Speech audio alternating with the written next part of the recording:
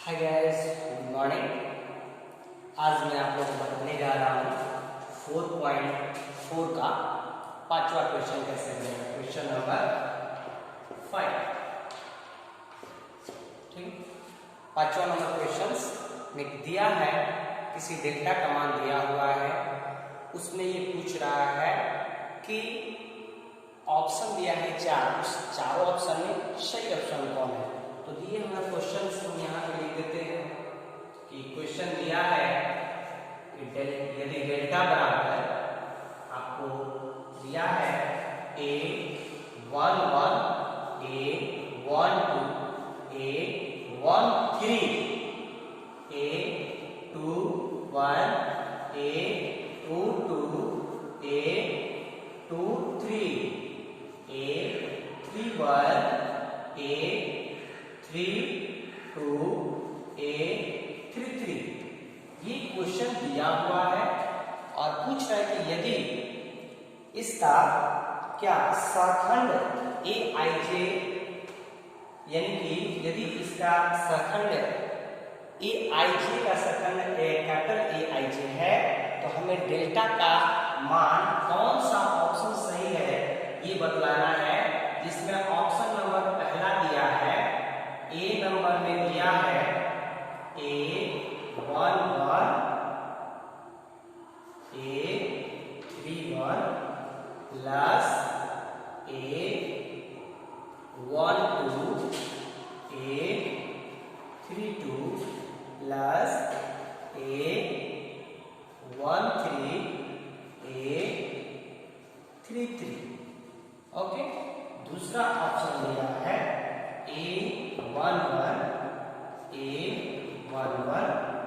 Plus A12 A21 plus A13 A31। C number तीसरा option दिया है A21 A11 plus A22 A12 plus A23 A13। Last option B number दिया है, fourth number A11 plus A21 plus A31 A3। इस चारों option में से हमें बताना है इस क्वेश्चन के अनुसार कि इस क्वेश्चन के अनुसार इस चारों ऑप्शन में कौन सा ऑप्शन सही है और कौन सा ऑप्शन गलत है। देखिए, सबसे सिंपल तरीका है कि ऑप्शन ऐसे दे करके कोई भी सही नहीं मार सकते हैं। उसका बेसिक कंसेप्ट होना चाहिए, उसके बारे में उसका फॉर्मूला, उसके बारे में जानकारी और उसका टोटल कंसेप्ट मालूम होना चाहिए। आखिरकार इसमें हम ऑप्शन सही कैसे मारें।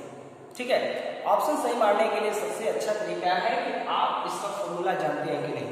देखिए, हम आपको बता देना चाहते हैं कि इसमें डेल्टा का मान अगर हमारा प्रत्येक अवयव aij के रूप में है,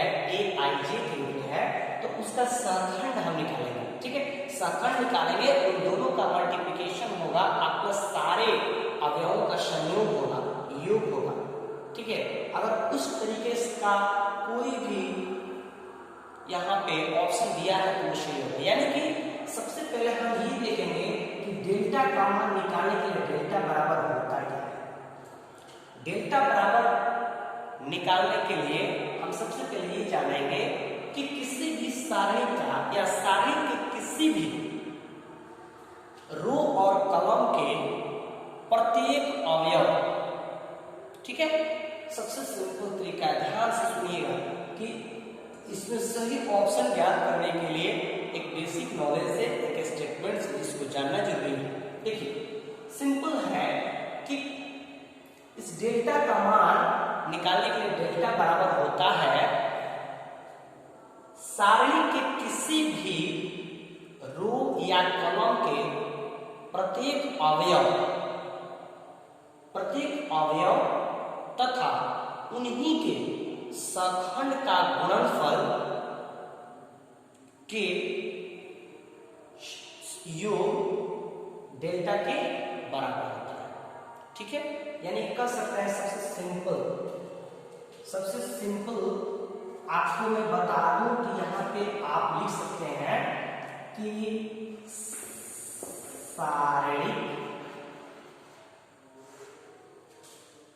सारणिक के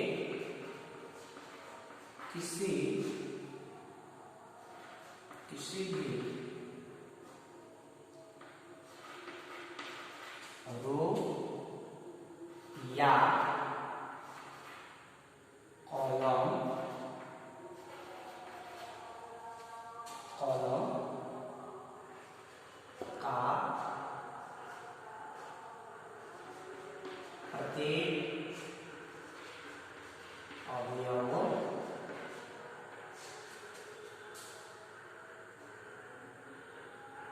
का प्रत्येक अवयव तथा उनके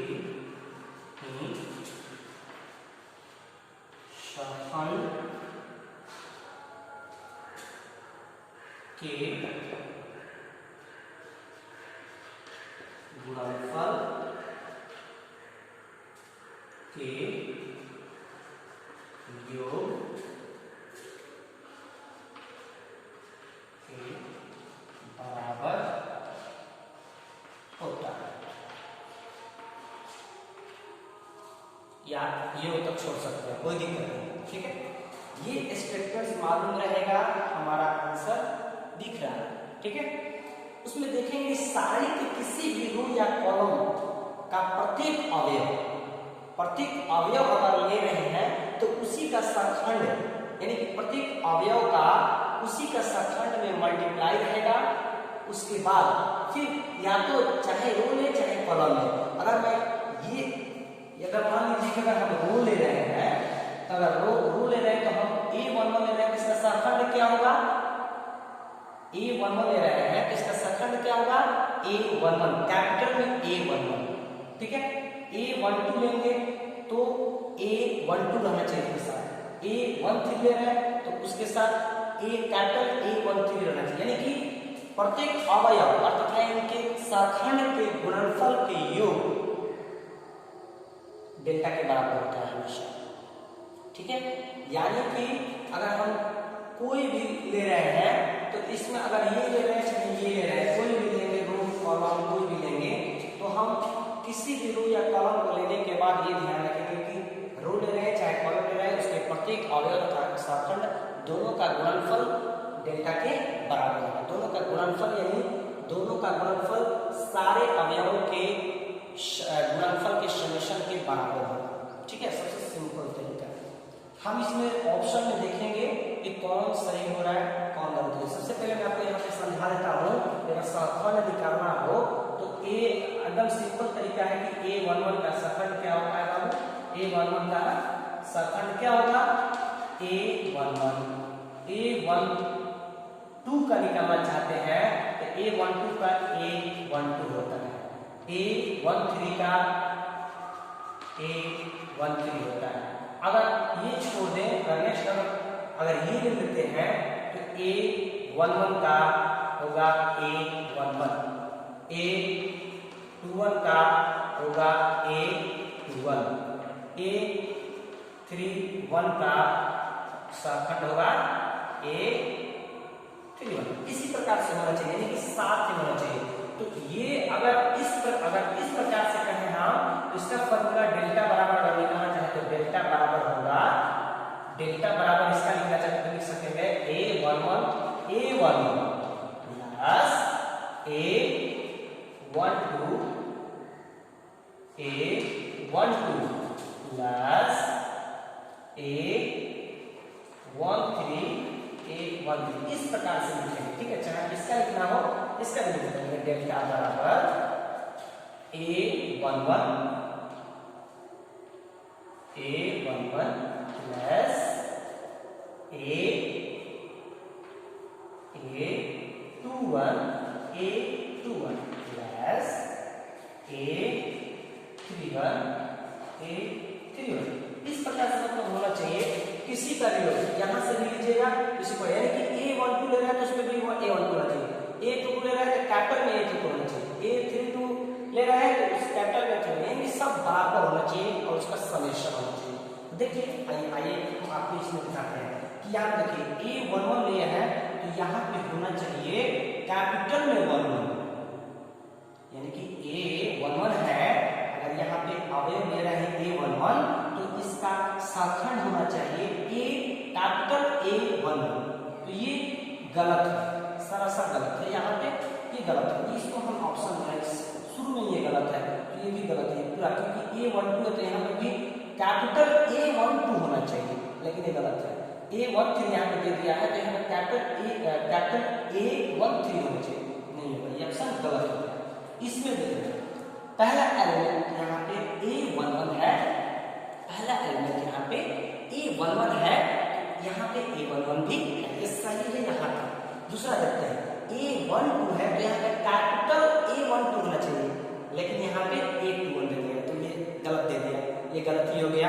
ये भी A13 है तो यहाँ पे A13 यहाँ पे कैपिटल A13 ही होना चाहिए, लेकिन ये उलट गया है, ये गलत दे दिया, तो ये भी ऑप्शन हमारा नहीं है, ठीक है। यहाँ पे देखिए A21 है तो यहाँ पे कैपिटल A21 होना चाहिए, तो ये भी गलत नहीं है। A22 है, इससे भी ये मैच नहीं कर रहा है, ये डिफर है, ये गलत है, ये भी मैच नहीं कर रहा है, ये गलत है, ठीक है। तो ये गलती हो गया, ये भी ऑप्शन गलत है। हम fourth number D option, last option देख रहे हैं कि यहाँ पे A11 है तो यहाँ पे भी A11 है, ये राइट है। यहाँ पे A21 है तो यहाँ कैपिटल 21 है, ये भी राइट है। ये यहाँ A31 है तो यहाँ पे भी कैपिटल 31 ही है, यानी कि ये ऑप्शन हमारा इससे मैच कर रहा है, इस प्रकार के सूत्रों से, इस प्रकार के रूलों से, नियमों से मैच कर रहा है। जो नहीं कि यही दिया हो तो सही, नहीं दिया तो नहीं। नियम के अनुसार प्रत्येक अवयव तथा उनके सरखंड के गुणनफल की योग, यहाँ पे योग का मान देना चाहिए, ठीक है। उस प्रकार से इस स्टेटमेंट के अनुसार अगर यहाँ पे जो मिलता है वही ऑप्शन सही है। तो हम देख रहे हैं तीनों ऑप्शन गलत, तीनों ऑप्शन इस स्टेटमेंट, इस कथन को सत्य नहीं कर पा रहे हैं। तीनों ऑप्शन में, तीनों ऑप्शन जो है इस कथन के अनुसार नहीं है, उस नियम के अनुसार नहीं, तो ये तीनों ऑप्शन गलत है। ये चौथा ऑप्शन हम देख रहे हैं कि यहाँ पे A11, A11, A21, A21, A31, A31, यानी कि जो अवयव है उसका साधारण भी सही है, जो अवयव लिए हैं एलिमेंट है उसका सरखंड भी लिया है, जो एलिमेंट है उसका सरखंड, सबका समेशन देख रहे हैं यहाँ पे दिया हुआ है। यानी ये ऑप्शन हमारे स्टेटमेंट्स कथन के अनुसार मिल रहा है, नियम के अनुसार मिल रहा है, डेल्टा के फॉर्मूला के अनुसार मिल रहा है, तो हमारे लिए डी ऑप्शन सही है, ठीक है। ऐसे ही कोई भी ऑप्शन सही नहीं मानना चाहिए, परफेक्ट नॉलेज होना चाहिए, परफेक्ट यहाँ पे बेसिक कंसेप्ट होना चाहिए, तब आपको यहाँ पे सही मानना चाहिए, ठीक है। यहाँ पे आप देख सकते हैं बहुत इजी मेथड है, कैसे हम क्वेश्चन नंबर 5 में दिए हुए डेटा के मान के अनुसार यहाँ पे हम इसका एलिमेंट लिए, उसका सरखंड निकालकर मल्टीप्लिकेशन करके उसका हम यहाँ पे ऑप्शंस निकाले हैं, क्योंकि यहाँ पे तीनों ऑप्शन के बारे में हम आपको बता चुके हैं कि तीनों ऑप्शन क्यों नहीं होगा, क्योंकि प्रत्येक ऑप्शन में प्रत्येक अवयव का प्रत्येक सरखंड सही नहीं है और इस कथन और इस नियम के अनुसार नहीं है, तो ये तीनों गलत है। ये चौथा हमारा सही है, इसमें प्रत्येक अवयव के उसका सरखंड का गुणनफल, उसके प्रत्येक अवयव के सरखंड का गुणनफल, प्रत्येक अवयव के उसके सरखंड का गुणनफल, सबका समेशन हमारा कथन के अनुसार दिया हुआ है, यानी डेल्टा का मान ऐसे ही निकालते हैं, ठीक है। तो डेल्टा का मान इस कथन के अनुसार दे दिया, तो ये हमारा ऑप्शन फोर्थ नंबर सही, एकदम इजी। हम आपको समझाने के लिए इतना लंबा प्रोसेस ले जा रहे हैं, तो बनाने के लिए मतलब हमको लग रहा है कि 4 से 5 सेकंड में ही सॉल्व हो जाएगा। केवल आप देखें सवाल, आपको ये रूल मालूम होना चाहिए। आप ऑप्शन देखिए सही है। आप क्वेश्चन देखिए और इसमें मिला ये कोई नहीं मिला, ये सही है, ये मिल रहा है ना आपस में सही। लेकिन मैं जल्दबाजी न करके आपको समझाने का कोशिश कर रहा हूँ, प्रयास कर रहा हूँ कि आप इस कथन को समझ जाए, इस नियम को समझ जाए, और आप कहीं भी एग्जामिनेशन से किसी टेस्ट या किसी फाइनल एग्जाम में पूछे तो आप इसमें बहुत कम समय स्पेंड करके इसका आंसर बता सकें। ठीक है, मैं आशा करता हूँ कि आपको समझ में आ गया होगा। बहुत इजी तरीका है, अगर आपको समझ में नहीं आता है आप पूछिए, मैं आपको और इससे इजी से इजी मेथड बतलाऊंगा। ठीक है, बहुत आसान तरीका है। और ये क्वेश्चन नंबर 5 है, इसी के साथ ये क्वेश्चन समाप्त हुआ। ठीक है, इसके बाद यदि आपको प्रॉब्लम होता है इस क्वेश्चन के रिगार्डिंग, इसके बाद भी आप मुझे कमेंट कीजिए, पूछिए, मैं आपका सहायता करूंगा। ओके ना, थैंक यू वेरी मच।